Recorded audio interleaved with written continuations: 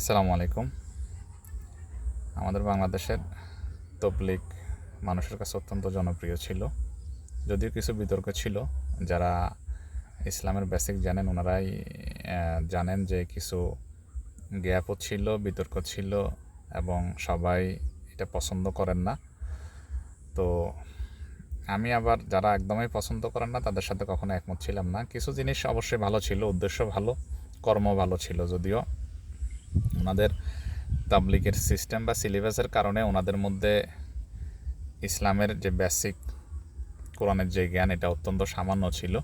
তবে আমি একটা অ্যাঙ্গেল থেকে এটা পছন্দ করতাম, সেটা হচ্ছে যে আমাদের মুরব্বীদের, বয়স্কদের যারা যে কোনো কারণেই হোক সূরা কেরাত বা ইসলামটা একদমই শিখতে পারেন নাই, বিশেষ করে নামাজের যে সূরাগুলো লাগে, সূরা ফাতিহা থেকে সূরা ফিল পর্যন্ত অন্তত 10টা সূরা যারা পারেন না তারা তো নামাজ পড়তে তাদের কষ্ট হয় বা নামাজ আসলে শুদ্ধ হয় না। তো এটা আসলে ইমানের দাবি না যে আমি অন্তত 10টা সূরাও সুন্দর করে পারবো না অথবা ভুল পড়বো নামাজে। এটা কন্টিনিউ করাটা ইমানের সাথে যায় না। হ্যাঁ, প্রথম দিন আপনি পারবেন না, একটাও পারবেন না, সমস্যা নাই, নামাজ পড়তে হবে, পড়বেন, অসুবিধা নেই, কিন্তু আস্তে আস্তে শিখে নিতে হবে। তো বয়স্কদের আসলে শেখার আর কোনো জায়গা থাকে না। ওনারা, আমি মনে করি তবলিগে গিয়ে অন্তত এই শেখার সুযোগটা থাকতো। এই অ্যাঙ্গেল থেকে আমি খুবই পছন্দ করতাম তবলিগের, যে অন্তত যারা কোনো কারণে তাদের সূরা কেরাত শিখাটা মিসিং হয়েছে, ওনারা অন্তত ওখানে গিয়ে চাইলে 3 দিন, 6 দিন, 10 দিন বা এক সিল্লার সময় দিলে ওনারা অন্তত 10 থেকে 15টা 30 পারা শেষের দিকের আমপারা সূরাগুলো ওনারা শিখতে পারেন, চাইলে সহি শুদ্ধভাবে শিখতে পারেন। ওখানে সহি শুদ্ধভাবে শেখানোর মতো লোক থাকে। প্রত্যেকটা ওনাদের যে টিম থাকে, যে সিল্লার 12 জন, 15 জন, 30 জন, ওখানে 2-1 জন, 3 জন, 5 জনও থাকে আলেম বা যারা শুদ্ধ করে কোরআন পড়তে জানেন, ওনারা শিখান। এটা আমার কাছে খুবই ভালো লাগতো। তো আদারওয়াইজ বাকি ওনাদের যে সিলেবাসটা আছে, ওনারা তবলিগের উসুল 6 নাম্বার এগুলা নিয়ে, এগুলা আসলে ইসলাম তো আসলে একটা বৈশ্বিক ধর্ম এবং একটা জ্ঞানগর্ভের ধর্ম। এটা পৃথিবীর শ্রেষ্ঠ ফিলোসফি। তো আমাদের মুসলমানদের আসলে ঐতিহাসিকভাবে আমরা আমাদের ধর্মটারে অত্যন্ত পৃথিবীর সবচেয়ে দার্শনিক এবং সবচেয়ে আধুনিক এবং সবচেয়ে কার্যকরী জীবন বিধানটাকে আমরা আমাদের এই জ্ঞানের চর্চার অভাবে, আমাদের স্টাডির অভাবে, বিশেষ করে আমরা কোরআন একদমই পড়ি না, এবং কোরআন পড়লেও কোরআন বুঝে পড়ি না, এবং যারা একটু বুঝে পড়ি তারা আবার এটা নিয়ে অ্যানালাইসিস করি না, এটার গভীরে যাওয়ার চেষ্টা করি না। এই কারণে আমরা আসলে আল্লাহ যে আমাদের দর্শনটা আমাদেরকে দিছেন জীবন, এবং মানে পৃথিবীতে অনেক দর্শন আছে, শুধুই দুনিয়ার সফলতার জন্যই ওনারা এই দর্শন আবিষ্কার করছেন, যদিও আদৌ কোনো দর্শনই দুনিয়াও সঠিকভাবে আসলে চলে না, অথবা দুনিয়ার কল্যাণ বা শান্তিটাও হাসিল হয় না। কিন্তু আল্লাহর আমাদের জন্য যে দর্শন দিয়েছেন ইসলাম ধর্মে, এই দর্শন দ্বারা দুনিয়া এবং আখেরাত দুইটাই সফলতার চূড়ান্ত মাপকাঠি হচ্ছে আমাদের ইসলাম ধর্ম। কিন্তু দুর্ভাগ্য, আমরা আমাদের ধর্মটারে না পড়ার কারণে, না জানার কারণে আমরা আসলে এটা থেকে কোনো ফায়দা হাসিল করতে পারি নাই। তার মধ্যে তবলিগ আরও অনেক কম স্টাডি করে। তো এই জন্য এটা থেকে আসলে মানে জ্ঞান অথবা জ্ঞান বিজ্ঞান আধুনিকতার সাথে তাল মেলানো বা আধুনিক অর্থ ব্যবস্থা, সমাজ ব্যবস্থা, এগুলা শেখা না গেলে অন্তত নামাজ ইবাদত করার জন্য যেগুলো লাগে এতটুকু তো শেখার সুযোগ ছিল। কিন্তু এখন তবলিগ একদমই আমরা জানতাম নিঃস্বার্থ, শুধুই আল্লাহর জন্য পদ্ধতি, ভুল হোক, শুদ্ধ হোক, আংশিক শুদ্ধ হোক, আংশিক অশুদ্ধ হোক, পদ্ধতি যেরকমই হোক, ওনাদের মধ্যে আগে একটাই উদ্দেশ্য ছিল, শুধুই আখেরাত, দিন শেখা, দিন পালন করা, আরেকজনকে শেখানো। যদিও ওনারা দিন প্রচার বলে, আমি মনে করি দিন প্রচার বলতে হইলে এটাকে আপনি অবশ্যই যারা আমার দিনের অনুসারী না তাদের কাছেও যাইতে হয়। ওনারা যদিও শুধুই মুসলমানদের কাছে যান, এটা চর্চাই বলা যায়, নিজেদের মধ্যে ইন্টারনাল প্র্যাকটিস, এটা ইসলামের প্র্যাকটিস। আমি এটারে দিন প্রচারের চেয়ে দিনের চর্চাটাই বেশি বলবো। তো এগুলো ছিল, এই ভালো জিনিসগুলো অন্তত ছিল, সেটা অত্যন্ত মানে পরিপক্ক বা আর পৃথিবীতে যত তরিকা বা যত যে লেভেলে সুন্নি বা সুন্নিদের মধ্যে অনেক গ্রুপ, আবার শিয়া একটা গ্রুপ আছে, আমরা কেউই কাউকে পরিপূর্ণ মনে করি না। তবে আমাদের ক্রাইটেরিয়া হচ্ছে কোরআন, এরপরে হচ্ছে আমাদের রাসূল ইসলামের সহিহ হাদিস। এই দুইটা ক্রাইটেরিয়া আমাদেরকে অবশ্যই সামনে রাখতে হয়। যদিও আমরা নানান কারণে দলে দলে বিভক্ত হয়ে আমরা এগুলোকে সামনে না রাখি, আমরা শুধু আমাদের নেতা অথবা হুজুর বুজুর্গ অথবা আমরা যে যে দলের অনুসরণ করি সেই দলের কিছু নির্ধারিত আদর্শ সামনে নিয়ে আসি, আমরা ইসলাম পালন করতে চাই।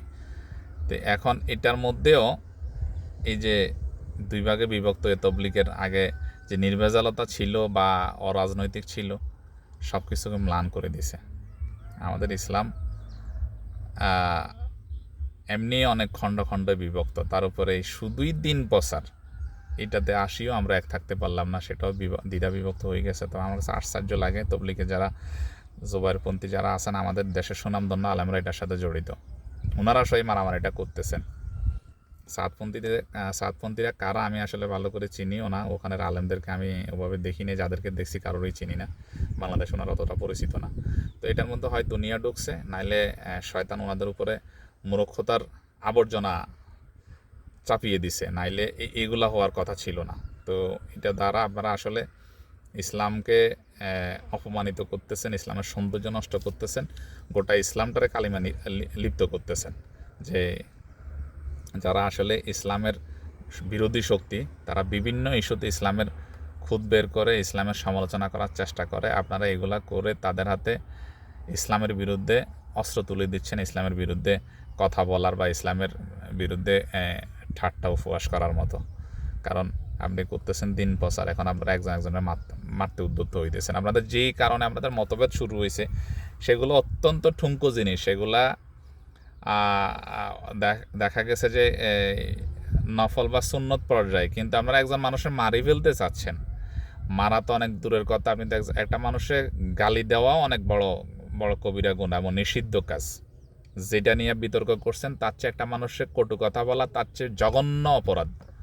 কিন্তু যে মাসলা মাসাইল বা কিছু কথা নিয়ে আপনারা একজন একজনের বিরুদ্ধে বলতেছেন, ওই কথাগুলো যিনি বলতেছেন বলা তো তেমন কোনো ইমান যাওয়ার মতো কোনো কারণ ঘটে নাই, আর আপনারা যে বলতেছেন ঠিক হয় নাই সেটাও কারো ইমান নষ্ট হওয়ার মতো কোনো ফতুয়া না, একদমই নিতান্ত ঠুনকো এবং ছোট জিনিস। কিন্তু ওই ঠুনকো এবং ছোট জিনিস নিয়ে যে আপনারা বিভক্ত হচ্ছেন, আল্লাহর একটা বড় হুকুম অমান্য করতেছেন। আল্লাহ বলছেন যে তোমরা দলে দলে বিভক্ত হইও না, এটা আল্লাহর নির্দেশ, ঐক্য বিনষ্ট করা যাবে না। সে ঐক্য বিনষ্ট করতেছেন নফল বা সুন্নতকে নিয়ে অথবা দুনিয়াবি কিছু লাভালাভের জন্য। এরপরে মানুষ হত্যা, এটা তো কোনোভাবেই অ্যালাউড না, কোনো ধর্মে তো না, ইসলামে তো নয়। আল্লাহ বলছে কেউ যদি কারোর অন্যায়ভাবে হত্যা করে সে যেন গোটা দুনিয়ার সকল মানুষ হত্যা করলো। এবং আল্লাহর সাথে শিরক করার পরে, কুফর করার পরে সবচেয়ে বড় গুনাহ হচ্ছে মানুষ হত্যা করা। আজকে এর আগেও এই তাবলিগের দুই গ্রুপ মারামারি করেও আপনারা মানুষ হত্যা করছেন, এখনও একজন একজনের পারলে হত্যা করেন। তো এগুলো দ্বারা আসলে আপনারা আমাদের দেশের এবং ইসলামের দুইটারে ক্ষতি করতেছেন। আপনারা থামেন, দয়া করে আল্লাহর ওয়াস্তে থামেন। এবং আমাদের এই দেশের যারা সচেতন মুসলিম আছেন, আমরা সবাই এদেরকে আসলে, এরা যদি না থামে আমাদের সবার উচিত হবে এদেরকে ত্যাগ করা। কারণ তবলিগ কোনো আল্লাহ বা আল্লাহ রাসূলের কাছ থেকে কোনো অথরাইজড সংগঠন না যে এটার মাধ্যমে ইসলাম প্রচার করা হয় বা এটা করতে হবে, এটা ফরজ না ওয়াজিব না। অতএব অত্যন্ত নফল অথবা সুন্নতের জন্য এটা হয়, এটা নফল পর্যায়ে পড়ে। আপনি যখন ভালো দিনের জন্য ভালো কিছু করতেছেন সেটা অবশ্যই নফল ইবাদতের মতোই। তো নফল ইবাদত করতে গিয়ে আপনারা অনেক ফরজ তরক করতেছেন, আল্লাহর অনেক সীমা লঙ্ঘন করতেছেন। তো অতএব এটা আমাদের জরুরি না যে এটা করা, কিন্তু যেগুলা করতেছেন এগুলো থেকে বিরত থাকা ফরজ। মারামারি, হানাহানি, অনৈক্য এবং মানুষ হত্যার মতো পৃথিবীর সবচেয়ে জঘন্য কাজ, সেটাও এখানে সংগঠিত হয়েছে। তো আমাদের দেশের মানুষের উচিত হবে তবলিগের জোবাইরপন্থী হোক, সাতপন্থী হোক, দুইপন্থীকে মানুষ যেন অ্যাভয়েড করে এবং ওই দিকে যেন না যায়। যদি এরা এগুলো বন্ধ না করতে পারে, এই ইজতেমা, তবলিগ এবং এদের এই দুইপন্থীর কোনো আলেমদেরকে, কোনো নেতাদেরকে যেন মানুষ কোনোভাবে ফলো না করে। কারণ এরা দিনের খ্যাদমতের নামে দিনের অখ্যাদমত করতেছে এখন। এবং আমাদের উচিত হবে রাষ্ট্র, সরকার এবং জনগণ সবাই মিলে এদেরকে থামানো। এদেরকে না থামালে আমাদের দেশের এবং ধর্মের দুইটারই ক্ষতি হবে। আশা করি যদি তবলিগে কেউ জ্ঞানী থাকেন অবশ্যই এটা মিট করার চেষ্টা করবেন। তবে আমরা মুসলমানরা আসলে ঐতিহাসিকভাবে একটু মূর্খ, আমাদের ডানপন্থী, আমরা যারা নিজেদেরকে আল্লাহপন্থী মনে করি, আল্লাহরে পাইতেছে, আমরা ঐতিহাসিকভাবে আমাদের মধ্যে অজ্ঞানতা এবং মূর্খতার চর্চা আছে। তার উপরে আমাদের এই ছোট ছোট দলগুলা, বিশেষ করে তবলিগেরা আরও বেশি জ্ঞান থেকে অনেক দূরে। তো এদের মধ্যে আসলে জ্ঞানী মানুষ আছে কি না আমার কাছে সন্দেহ আছে। যদি থাকতো তাইলে তো আল্লাহর দিন ফসারকে কেন্দ্র করে একটা জিনিস দুই ভাগ হইতে পারে না এবং সেখানে মানুষত্ব হইতে পারে না। অবশ্যই সেখানে জ্ঞানী কেউ নাই এবং সেটা পুরোপুরি শয়তানের কন্ট্রোলে চলে গেছে এখন। তো আমাদেরকে আল্লাহ এই ফেতনা, এই ফাসাদ, এই খুনাখুনি থেকে রক্ষা করুক, ইসলামের সৌন্দর্য বোঝার তৌফিক দান করুক, আল্লাহ সবাইকে কোরআনমুখী করুক। মানুষ যদি শুধু কোরআনমুখী হইতো, শুধু কোরআন শরীফটা পড়তো, তাইলে মুসলমানের বিরুদ্ধেই যাইতো না। তবলিগের দুই গ্রুপ তো তার দূরের কথা। আমরা সবসময় মুসলমান না শুধু, আমাদের কাছে তো পৃথিবীর সকল মানুষ নিরাপদ থাকার কথা। সকল নিরপরাধ মানুষ, সকল নিরীহ মানুষ আমাদের কাছে নিরাপদ থাকার কথা। আজকে আমরা আমাদের কাছে নিরাপদ না। এই যে সিরিয়াতে যারা এই কারাগারগুলোতে অথবা বন্দিশালাগুলোতে মানুষগুলোকে যে অত্যাচার করতো, মুসলমান কীভাবে এত অত্যাচার করে মানুষের প্রতি, একটা মানুষের প্রতি কীভাবে এত কোনো প্রাণীর প্রতি তো এত অত্যাচার করা অসম্ভব। যদি কেউ আল্লাহকে ন্যূনতম, সে আল্লাহ আছে মনে করে অথবা তার ন্যূনতম ঈমান থাকে অথবা নিজেরা মুসলমান বলে, কি এক বর্বরতা সিরিয়ানদের উপরে বাশার আসাদ চাপাই দিছে এবং তার অনুসারীরা চাপাই দিছে। তো আল্লাহ আমাদেরকে যে আমরা পৃথিবীতে লাঞ্ছিত, অপমানিত, এটা আমাদের কারণেই হয়েছে। আল্লাহ আমাদেরকে অনেকে বলে পরীক্ষা করে, আর পরীক্ষা করতে হইলে পরীক্ষা দেওয়ার যোগ্যতা থাকা লাগে, ন্যূনতম কিছু ক্রাইটেরিয়া লাগে পরীক্ষায় অংশগ্রহণ করতে। পরীক্ষায় অংশগ্রহণের কোনো যোগ্যতাই তো আমাদের নেই। আমাদের উপরে যা হয় তা আমাদের দুই হাতের পাপের কামাই এবং আমাদের প্রাপ্য আজাব। তারপর আল্লাহ দয়া করে আমাদেরকে দেখা গেছে অনেক অনেক আজাব কম দেন। আমরা যে অন্যায় করছি বিভিন্ন জনপদে, আমাদের উপর আকাশ ভাঙি পড়ার কথা, কিন্তু আল্লাহ মহাধৈর্যশীল এবং ক্ষমাশীল, পরম করুণাময়। এই জন্য আমাদেরকে আল্লাহ এই সরাসরি শাস্তি বা আজাব দ্বারা পাকড়াও করেন না। আর দ্বিতীয়ত আল্লাহ বলছে, আল্লাহ একটা নির্দিষ্ট সময় পর্যন্ত মানুষ অবকাশ দেন। এই কারণে আল্লাহ আমাদেরকে অবকাশ দিচ্ছেন। তো আমাদের এই সবাইকে আল্লাহ বুঝার তৌফিক দান করুক এবং আমাদেরকে কোরআনের কাছাকাছি সুযোগ দান করুক। আমিন।